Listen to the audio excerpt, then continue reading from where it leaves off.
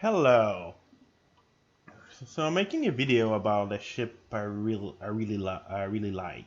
It's the Diamondback Explorer. I did a video before about the Diamondback Scout and how much I appreciate that ship for early bounty hunting.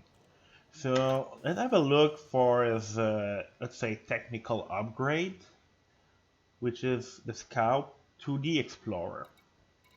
And let's see why you would want that ship because I think that ship is actually pretty amazing. So let's go to the shipyard and let's go look at the price point. Okay, so you have the Diamondback Scout, which is a pretty good fighter and decently fine for traveling with the jump range. And then here, the Diamondback Explorer. So now you get a 1.8 million price point. So this ship. Let's compare it first to the Diamondback Scout. So, if you plan to upgrade from the Diamondback Scout to an Explorer, I don't suggest you do it for the combat part of it. Because while the Diamondback Explorer is a bit more tough, like a bit more shield and armor, it lacks in maneuverability. So you may be slightly more resistant, but you'll be an easier target. But you also have way stronger weapon. So unless you have an engineered thruster, because the Diamondback Scout and the Explorer use the same class of thruster. So if you already started engineering those thruster on your Diamondback Scout, then I suggest that could be very viable for bounty hunting. So let's exit here and go to the outfitting section. So I was talking to you about the art point. So for 1.8 million, now you're starting to have good firepower. But again, this ship, what you should use it for is mainly exploration and traveling inside the bubble. Like for example, you're starting to have a bit of money and you're thinking about engineering and you have a lot of travel to do all around the bubble.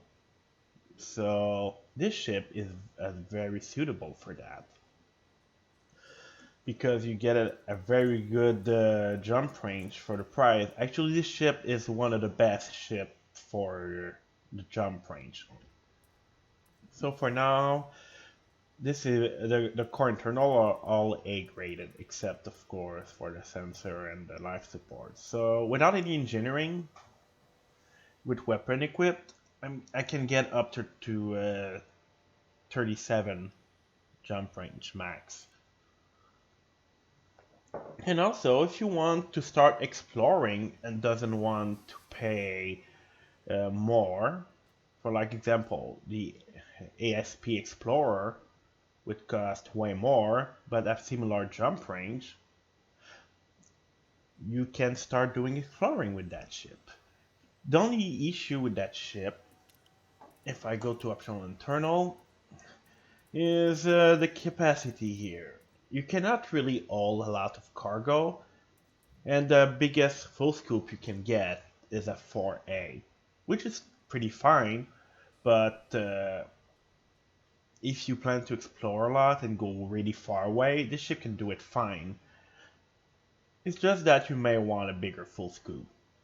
So if you want to explore and you're in a budget, you can do every explore with that ship. I'm just saying that there are technically better ship at exploring if you want to spend more money. But in terms of jump range and doing exploration, I mean, go for it. So let's see about the jump range, how much we can increase it. So as I told you, even though it can do combat, technically, it's a bit better than the Scout. I don't recommend it. But yet again, if you have engineered thrusters from your previous ship that is the same class as this one, then you might be considering it. But if you want to do combat, I would suggest you to wait and get more money and get a vulture. Okay, so for now, if you plan to just use that ship for like a taxi, just for travel the bubble, or just be your first time exploring, or just like, travel around for engineering and stuff, because engineering is gonna require a lot of travel, then you most likely won't need weapons. I'm gonna sell the weapon on that ship. Because I'm removing the weapon, my mass is getting lower, so my jump range should increase. Yep, this animation take a while. Alright, so now I'm increased a bit. I'm now at 39. Okay, so let's say you want to increase even more your jump range. So you already have the 5A and you're stuck without engineering. So you won't need that much power. So we have a 4A power plant that is 5 ton. Let's see if we can get something lower. You see here, the tree, there is no 4D, but let's have a look at the 3A. Half the mass, and we get a bit more jump range, so, well, why not? Won't need that extra power if you don't equip that much device that require power. So for our power distributor, well, of course bigger is better, but we won't be planning to use any weapon, and you just want enough for boosting. So let's do browsing. So this is a 10 ton. So the 4D is 6 ton less. So on the bottom here, you can see the jump rate is increasing even more. So exchange, perfect. Well, for the thrusters, well, you might want to, if you want that bit of extra speed and maneuverability, you might want to keep them. But they're 10 tons, so let's browse. And if we go to the 4D, we're losing a bit of speed and maneuverability, but nothing too bad. So we're still getting a light year increase, so let's go for it. So now we're trying to make a ship that its only purpose is traveling. So, and even like exploring. So of course the frame shift drive, you need to keep it to the 5A for obvious reason.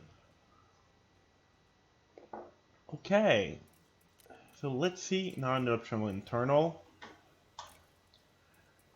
Of course you will want a full scoop. Maybe you want some cargo rack, but for now what I'm gonna do is just get a shield generator, because if you can get one, a very light shield generator, like example of a 3D, which only 2 ton, it won't destroy your mass too much. So now you see you get a stock ship without in engineering, and you can easily reach 40 light year jump. So with that you can actually start exploring. Of course you might equip exploring surface scanner, but they don't have any mass. So one thing you might do at this point is doing one of the easiest first engineering you can do, which is engineering your FSD. I might do even eventually a video about engineering, where to start. So one of the easiest engineering to do is a frameshift drive. So let's see if we engineer that. I actually have in store here a frameshift drive that is engineered. So we go to 40 light here, 40-ish, to 61 near 62. So that's what I call a massive upgrade. Let's have a look here. What modification does it have? So it is grade 5, but it's not fully upgraded inside grade 5, so I could possibly get a bit more mileage out of it. And also, I don't even have the experimental. You could get the mass management experimental that's gonna even give you more jump range. So it's pretty much engineered pretty high, but you can still get a little bit out of it. So 61, not too bad. And the last thing you can reach here with my setup here, I do have a Guardian Frameshift Drive booster. So without too much trouble here, well, the Guardian Frameshift Drive booster, that might be a lot of trouble to get at first, but if you happen to want to get one, with that 1.8 million credit ship, you can easily reach 70 light year and maybe more. So if I will, I would totally like power up my engineering on my frameshift drive, and I could even get a bit more from my core internal here. So it's pretty good. So let's have a look real fast at the XP Explorer. You see here the XP Explorer is about 6.5 million stock. So the jump range is very similar. But there's a reason why you might want an Explorer if you have the money, is because you have way more internal space. So if you want to do some trading, even mining, this is more a multi-purpose ship, but with very high jump range. So it may cost a lot more money, but there's a reason for it. So also having a bigger full scoop and maybe cargo, this is gonna be better. So technically the XP Explorer is better, like if you know the price. But if you compare the ship for the price, I'm saying the Diamondback Explorer is a pretty damn amazing explorer actually. Could be possible to do some combat with it, but still. So yeah, I'm saying, is that ship worth it? Oh yeah, it's like the cheapest real explorer you can get. Well, if you want to go all out, you can get an Anaconda, but you know, we're talking about for somebody that doesn't have that much credit yet and need a ship to move around.